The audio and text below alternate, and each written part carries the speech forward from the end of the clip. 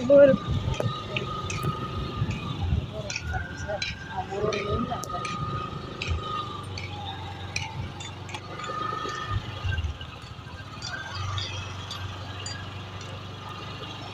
చుట్టూ పచ్చని చెట్లు, ప్రశాంతమైన వాతావరణం, స్వచ్ఛమైన గాలి, మూగజీవాలు. ఇదిగో అక్కడ ఎదురుగా గంగమ్మ